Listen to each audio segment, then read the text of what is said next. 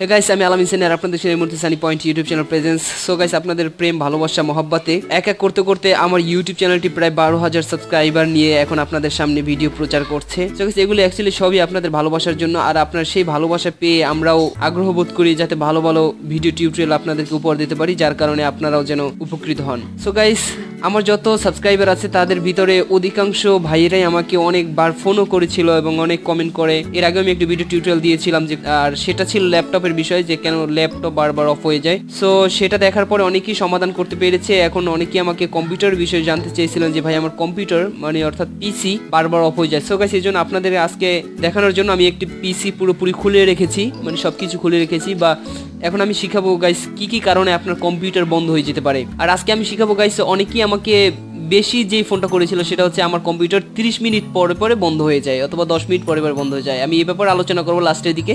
তো প্রথমে আলোচনা করি যে বেসিকভাবে কম্পিউটার হঠাৎ করে বন্ধ হয়ে যাওয়ার কারণ কি। আবার অনেকে দেখা যায় যে কম্পিউটারটা ওপেন হয়ে নীল বর্ণে একটি লেখা আসে। সো এগুলো নিয়ে আমি আজকে ইনশাল্লাহ আপনাদের সামনে বিস্তারিত আলোচনা করবো। সো গাইস, আপনার কম্পিউটার যদি বন্ধ হয়ে যায়, সো সেক্ষেত্রে প্রথম যেই সাপ্টারটা দায়ী সেটা হচ্ছে আপনি পাওয়ার সাপ্লাইয়ের সাথে যে কানেক্টরটা দিয়ে থাকেন, মানে কানেক্ট করে থাকেন পাওয়ার সাপ্লাইয়ের কেবল।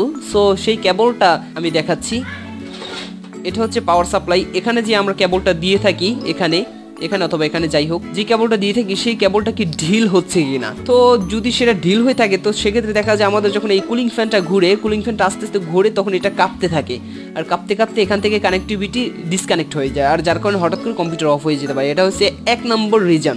তো আপনার কম্পিউটার যদি এই ধরনের প্রবলেম হয়ে থাকে তো অবশ্যই আপনি এটাকে ঘষে মেজে দিবেন, এবং আপনি কিভাবে করে একটু টাইট করা যায় অথবা আপনি কেবলটা চেঞ্জ করে নেবেন। তো সেক্ষেত্রে আমি প্রথম ধাপটা যদি আপনি অবলম্বন করেন, যদি দেখেন যে হ্যাঁ প্রথম ধাপই আমার প্রবলেম দেখার পরে, তো আমি আশা করি যে এই প্রবলেমটি সলভ হয়ে যাবে। তো নেক্সট লেভেল আমি যেটা বলবো গাইস, এই প্রবলেমটা যাওয়ার পরে গাইস এখন আমরা ফলো করব যে অনেক সময় দেখা যায় যখন আমরা কম্পিউটার ওপেন করি তো সেক্ষেত্রে এই যে দেখতে পাচ্ছেন গাইস এখানে একটি কুলিং ফ্যান আছে। এই যে কুলিং ফ্যানটা, এই কুলিং ফ্যানটা ঘোরে, বাট এখানে যে কুলিং ফ্যানটা আছে ভিতরে, এটার ভিতরে একটা কুলিং ফ্যান আছে, এই কুলিং ফ্যানটা ঘুরে না।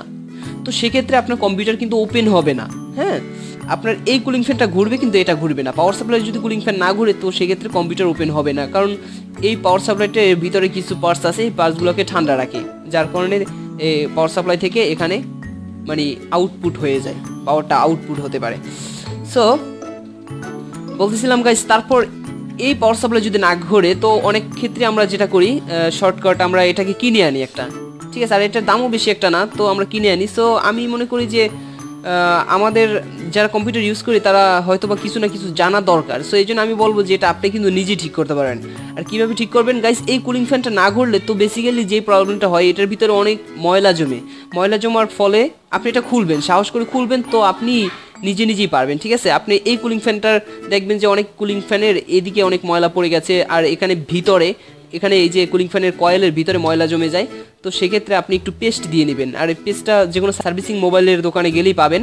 তো এই পেস্টটা দিয়ে দিলে এটা একদম ফ্রি হয়ে যায়। অনেকের কুলিং ফ্যান দেখবেন যে একদম শক্ত, মানে এর নাড়াতে খুব একটু কষ্ট হয়, তো সেক্ষেত্রে কিন্তু কুলিং ফ্যান ঘুরে না। আর কুলিং ফ্যান না ঘুরলে কিন্তু আপনার এখান থেকে মানে ইনপুট হয়ে আউটপুট এখানে দিতে পারে না। সো প্রথম ক্ষেত্রে আমি এটাই বলবো যে এটা যদি নষ্ট হয়ে যায় আর এখানে যদি কুলিং ফ্যান যদি না ঘুরে তো সেক্ষেত্রে কম্পিউটার বারবার বন্ধ হয়ে যেতে পারে। ওকে গাইস, এটাকে আমরা রেখে দিচ্ছি। তারপরে এখন যেই ট্রিক্সটা দেখাবো গাইস, এটা হচ্ছে অবভিয়াসলি ইম্পর্টেন্ট। এটা হচ্ছে এখানে কুলিং ফ্যান যেটা আছে গাইস, আপনি যদি লক্ষ্য করেন তাহলে দেখবেন যে এখানে কুলিং ফ্যানের উপরে কিন্তু একটা পেস্ট আছে। এই যে দেখতে পাচ্ছেন পেস্টটা এখন শুকিয়ে গেছে, যেহেতু এখানে একটা পেস্ট থাকে। আর আমি প্রসেসরটা উঠাচ্ছি, প্রসেসর এগুলো একটু ঘষা মাজা দিয়ে নেবেন। তো গাইস, আমরা যখন এই কুলিং ফ্যানটা লাগাই তখন কিন্তু এই যে প্রসেসরের উপরে এটা কিন্তু এইভাবে ফিক্সড হয়ে থাকে, এমনভাবে ফিক্সড হয় যখন এই প্রসেসরটা গরম হয়। আর আমরা জানি যে কম্পিউটারের মেরুদণ্ড হচ্ছে প্রসেসর। সো প্রসেসরটা যখন গরম হয় তখন এই যে এখানে যে কানেক্টিভিটি থাকে এই কানেক্টিভিটিতে এই গরমটা টেনে নিয়ে এই যে দেখতে পাচ্ছেন এই পাতে নিয়ে যায়। আর এই কুলিং ফ্যানে যেটা করে এই পাতগুলোকে ঠান্ডা রাখে, যার কারণে আমাদের এই প্রসেসরটা ঠান্ডা থাকে। সো এখন যদি আমরা এখানে একটা পেস্ট থাকে, এই পেস্টটা যদি এটার সাথে না থাকে, দেখেন গাইস এটার উপর কিন্তু কোনো পেস্ট নেই, আর এটার উপর হালকা আছে। তো এটার উপরে হোয়াইট পেস্ট অথবা অনেকে বলে যে সিপিইউ গালার পেস্ট, তো অনেক নামে ডাকে। আপনারা এই পেস্টটা কিনে নিতে পারবেন, মাত্র 70 থেকে 80 টাকার মতো দাম নেবে। তো এই পেস্টটা উপর দিয়ে নেবেন, আর এখানে দিয়ে নেবেন, তারপর এটা কানেক্টিভিটি করে দিবেন। হঠাৎ করে কম্পিউটার বন্ধ হয়ে যাওয়ার ক্ষেত্রে সবচেয়ে বড় রিজনই হচ্ছে এটা। হ্যাঁ, এই প্রবলেমটা যদি আপনি সলভ করতে পারবেন, আপনি আগে খুলবেন আপনার কম্পিউটার, তো খোলার পরে দেখবেন যে আপনার কম্পিউটারের উপরে এই মানে পেজটা কি শুকিয়ে গেছে কিনা, আর পেজটা একটু ভিজা ভিজা থাকবে। সো এই জিনিসটা কিন্তু অবশ্যই আপনাকে লক্ষ্য রাখতেই হবে, এটা অনেক বড় একটা রিজন। ঠিক আছে, এভাবে করে থাকি। তো গাইস আমি আবার কিন্তু বলছি, এই কুলিং ফ্যানের সবচেয়ে এইটা হচ্ছে মেইন কারণ, পাওয়ার সাপ্লাইয়ের পরে এটা হচ্ছে অন্যতম একটি কারণ কম্পিউটার বারবার বন্ধ হয়ে যাওয়ার ক্ষেত্রে।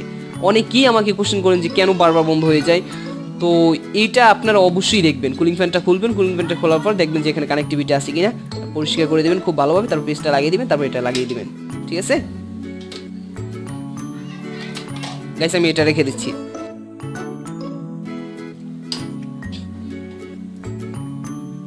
গাইস তারপরে কম্পিউটার বন্ধ হয়ে যাওয়ার ক্ষেত্রে আরেকটি জিনিস কাজ করে, সেটা হচ্ছে র্যাম। এটা হচ্ছে র্যাম অনেক ক্ষেত্রে আমরা মনে করি যে র্যাম যখন কানেক্টিভিটি হয় না, তখন আমরা মনে করি যে র্যামটি আমাদের ড্যামেজ হয়ে গেছে অথবা নষ্ট হয়ে গেছে। কিন্তু গাইস এই র্যামের ভিতরে কিছু পলিটিক্স আছে। যেমন গাইস এখানে দেখতে পাচ্ছেন কিছু পাত, এই পাতগুলো দেখা যায় অনেক সময় মরিচা পড়ে যায়, আর মরিচা পড়ে যাওয়ার ফলে এখানে যখন একটি পিন যখন লাইন দিতে পারে না, তখন কিন্তু কম্পিউটারটা ওপেন করতে সে সক্ষম হয় না।